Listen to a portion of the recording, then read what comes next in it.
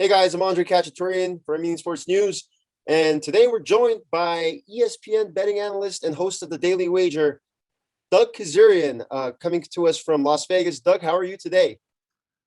I'm doing well. Thanks for asking. Obviously, an exciting time of year with both college and pro football in full swing, and glad to be with you, Andre. Yeah, exactly, Doug. I've been actually looking forward to this interview quite a while because of that reason. There's nothing I love more than betting on the NFL with a fellow Armenian. So I just wanted to ask you first, what are some of the things that go in your head when you decide to lay down your hard-earned money on an NFL or college game in the season? Well, first and foremost, they're very different sports in terms of betting, and it's all about the nuances of betting. And obviously, football's football, but if you think about it, the scores, there's so much more scoring in college. The margins of victory are so much wider because the disparity of talent, obviously, with all the teams in college football versus the NFL. The NFL we know is the league of parity. So you really got to approach it from a different perspective each league, and then even within college football, the different conferences and things like that. So that's just something to keep in mind. But there are commonalities between both. And, we just saw in the NFL, right? Underdogs were, 12-4 against the spread in week one. 9 of them won outright, which is the most in a week one since like 1983, more than any week last year. So, and obviously there's fluidity early in the season. No one really knows exactly who's good, who's bad yet. There's an idea of things, but it's also just the nature of the schedule sometimes. Like, for example, coming up this weekend, there are 3 double-digit favorites in the NFL. But really, one thing to keep in mind is you take out the extremes, whether it be the best of the best teams, and you're talking Chiefs and Bucks maybe as of now, and on the other end of things, we thought Houston, but maybe that's not the case. Maybe it's Jacksonville, maybe it's Detroit, although they had a backdoor cover last week. But you take away the extremes any year, the middle of the pack is separated by a few plays when it comes down to the point spread. So a lot of times you always want to err on the side of caution, just grab the points as an underdog. Now, with that being said, and however many dogs covered last weekend in 12, I do lean to some favorites this coming weekend. It's all situational handicapping. I think that's really important to remember. Teams do not go undefeated in the NFL. You're not going to get everyone's best performance every single week. So the number one thing, both college and pro, is above all, you have to kind of forget what you last saw. Don't let the most recent memory resonate more than any other. Right. And I think that's a big thing going into week 2 of the NFL season, because I feel like the general public looks at what happened in week 1 and they'll tend to overreact based on some of the results. What's something that you look at in week 2 in this week's schedule that you might want to capitalize on? Maybe the spread isn't what you think, what you think it should be, and you want to capitalize on that. Yeah, no, overreaction is always something to keep in mind between weeks 1 and 2. I wrote about it last week in college because it was sort of that Iowa State game. Iowa State looked horrible and barely squeaking by an FCS opponent in Northern Iowa. Iowa looked great, winning by 4 touchdowns or so against Indiana. So the dilemma is, do you kind of focus what you saw on the field, actual tangible results, or do you stay married to all the hours you put in during the summer? So in this case, what were the surprise results, right? We saw some upsets, clearly. Arizona dominating Tennessee. So is Tennessee like not good, not a contender in their own division, or is it just kind of just kind of one spot on the radar, and you have to kind of take a macro approach. So it's really you're torn because you got to stay nimble, got to stay fluid. Don't stay married to whatever you've formulated whatever opinions you formulated over the summer, or it's just one game. Practice, patience and things like that. So for me, like with the Giants, I thought they were pretty underrated last year, played the 12th hardest schedule, I believe, according to our analytics at ESPN. And I thought there was some value maybe going in the season, but they're just not healthy. I'm not going to stay married to that perception and opinion, especially on a short week this week. So with Barkley not at full strength, Evan Ingram's got serious injury, and I'm not sold on Daniel Jones. So I'm going to stay very fluid on the Giants. But there are other teams that I am kind of firm on, even if there's like not, if there's maybe an overreaction, like Tennessee catching 5.5 now in Seattle. That would never have been the case if Seattle actually held serve at home last week against Arizona. I'm just not convinced they were that good to begin with. Remember, they were home dogs in the playoff last year, and the Ravens went in there and took care of business. So it's not like I'm laying the 5.5 with Seattle, but there's sometimes I'm, staying nimble and staying fluid, and the other times I'm like, firm on my opinion. Yeah, that's actually a pick I like this week with Seattle and Tennessee. That Tennessee pass defense looked atrocious, and I could see Russell Wilson just picking them apart. What type of stats do you look at? I personally like yards per play differential to kind of gauge a certain team. For example, like last season, San Francisco had the highest yards per play differential among non-playoff teams. So going into this season, I'm like, they had a lot of injuries this year. I could see them bouncing back.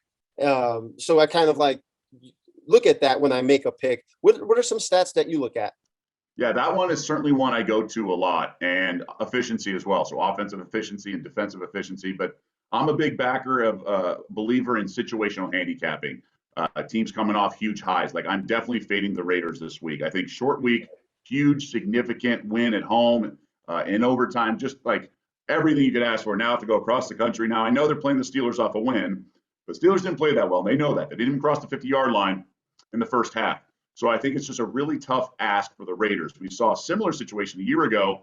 They had a memorable performance Sunday night against the Chiefs. Mahomes pulled the rabbit out of his hat late and won.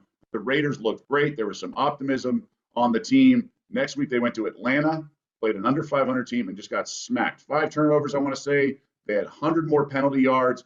Just a complete blowout, lost by like 40.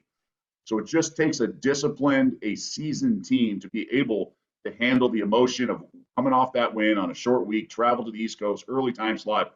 And I just haven't seen it from the Raiders in a while. So these are sort of things I look at, situational handicaps for sure. I think the Saints have a tough ask, and I understand the number coming down from 3.5 to 3, but to win on the road in theory, because they were in Jacksonville, even though it's technically a home game, and then to go to Carolina, it's just a lot to ask. I think the Niners laying points in Philly. I don't think Philly's very good, but they certainly had an impressive win in week 1. Yep. Again, it's tough for San Francisco. I believe they're staying on the road too. Some teams do that in terms of the body clock going out from out west and things like that. So these are all things. Now they're already incorporating the line.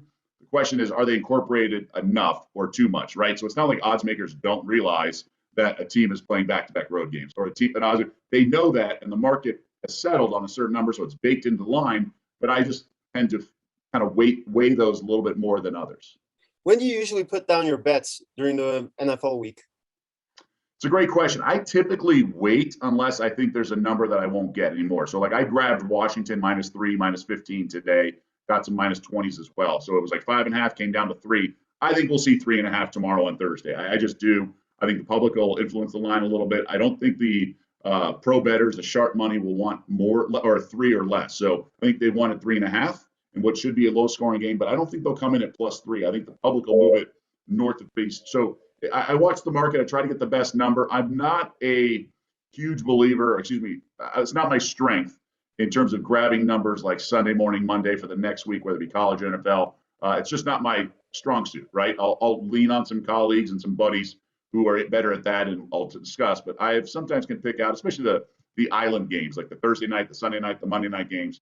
Those are the ones I can kind of sniff out, kind of read between the lines and aggregate some information from odds makers and sort of sniff it out. So if I like that side, like I liked the Rams last week, I knew that number would come up a little bit. I grabbed it early, especially in some teasers as well. So you can kind of read the tea leaves a little bit, like the Bucks last week steamed up on opening day. So there's certain things I'll get ahead, but you don't want to get too pot committed, so to speak. Yeah, and as far as you talked about the island games this week, obviously the game of the week, Chiefs and Ravens. Lamar Jackson's never beat Kansas City in his career, 0-3. They are home underdogs this week. And so what's your thoughts on that game, and which way are you leaning towards? So I'm leaning to Kansas City, and I don't want to dismiss what the Raiders did, because that's a tough building to play in and the circumstances. Monday night it was loud, but the Ravens had the ball 14-0 and just didn't put away the team, right? It's the first time ever in Harbaugh's tenure that he's blown a 14-point-plus lead in regulation. Now, give the Raiders credit, but I think the injuries are mounting for Baltimore. They can't run certain plays. I think the limited running back depth impacts their play calling. And on top of that, their offensive line's not the same. They lost guys. The defense, more importantly, is not the same. The secondary is not the same. I just don't know how you can get in front of Baltimore right now, or get in front of the Chiefs with that Baltimore. Now, I know some smart money might come in at 4, but it feels like a cheap price. But with that being said, Kansas City has only covered 2 of its last 12 dating back to last season. So you're paying a tax always on the Chiefs, and they haven't been justifying that tax because they've only covered twice in the last 12 games, including last year's playoffs. Yeah, I think we can both agree that Chiefs, they have so many strengths, but their biggest weakness might be their rush defense. And in years past, you look at the Ravens, they run the ball so well, but with all the injuries at running back, that could kind of hurt them going into this Sunday's game. Would you agree with that? Yeah, absolutely. And we saw it Monday. It impacted play calling, right? You didn't have the full arsenal of play calls in certain situations, what be third and medium or whatnot. Normally, they might run the ball if they have their experienced backs, but Jackson was forced to pass. And I'm just not there yet with his weapons. He's out of sync. He misled Tyson Williams on a flat pass and a couple others he missed through. And look, everyone's going to miss throws, but there just seemed to be disjointed. And then on defense, they're just not the same. So they could get away with some stalled drives because of Lamar Jackson's limitations on passing because they had that great defense. But even Humphrey was getting beat. He got beat on the game-winning touchdown and even pulled up what he could have probably maybe chased it and committed a PI if nothing else. But I'm just not sold on this Baltimore team. So I'm probably going to have to back the Chiefs in this one. Cool. That's some insightful information, Doug. And before I let you go, everybody sees on ESPN the IAN at the end of your last name when you're on television, and me and every other Armenian. Oh, he's Armenian. He's Armenian. How does that make you feel just to be a representative of the Armenian community, just throughout your career? It's awesome. It's without a doubt, it's awesome. I'll get a lot of tweets from fellow Armenians who speak to that, and some even ask, "Are you Armenian?" Because sometimes I don't look the part, if you will. But I'm 100%. I have 3 grandparents who came over from Armenia, so I'm obviously that's a big part of who I am and my background. And growing up, went to Armenian church, Armenian camp as well. I believe Matt Vasgersian was a counselor at the same camp I went to growing up. But it's always a big part. It's not the only thing, right? It's a part of me, but it's not my entire being. Like many people, it's important. I try to, I don't want to say maintain privacy, but I think for me, just we all have our certain lane, if you will, or our appetite of what we share publicly. I mean, there's a lot of on-air anchors throughout the business, news, sports, weather, whatever, who don't even have their real name, their real last name. So sometimes I just keep stuff not private, but it's I know my lane, like on social media. It's not like people follow me for my political takes Right. or other stuff. Yeah, when there's something that happens that's significant, like maybe Norm Macdonald passing, and that's hit close to home. I got a chance to meet him and play basketball with him once. But in general, it's not something I'm going to volunteer or use my platform because I want to respect the people that follow me. But certainly a one-on-one interaction, like if someone tweets at me or sends me an Instagram DM, I'll definitely interact, and it's nice, it's touching. Whatever puts a smile on someone's face, right? Like that's what I'm all about. And usually it's giving sports analysis or talking about sports or betting or whatever, but it's absolutely cool. And just in general, family, friends through Armenian circles growing up, I still keep in touch with. And obviously there's something about ESPN and I get it. And it's nice. It's fun to talk about, but it doesn't make me any more special or anything like that. But it is cool because growing up, I'd see an Armenian here and there on TV, and it would kind of give me some excitement and be able to work with a guy like Tim Kirchin or meet others in the Armenian space. Or one time I was at ESPN, it was my first week, and it was great. And I was sitting in a cubicle outside some offices working on my night show, and there was a guy who I'd recognized. But again, it was my first week. He was closing his door, one of an executive, and we're talking Irish last name, shaved head. Okay, he's in his 40s. Yeah. He looks at me, he goes, "Hey, I'm an Odar." And I just start laughing, and he introduces himself. He's like, "I'm Aaron Armenian. Very good to see you." And he ended up being awesome. His wife and daughter to come to campus, on some downtime. I got to meet them. He invited me over for Armenian food. So it's always fun. You have that connection, whether it's an Odar, kind of like dropping that term and having a laugh with you, or fellow Armenians that are 100%. But it's really awesome. It's we know our heritage, we know our circles. So it's really cool to have that common bond.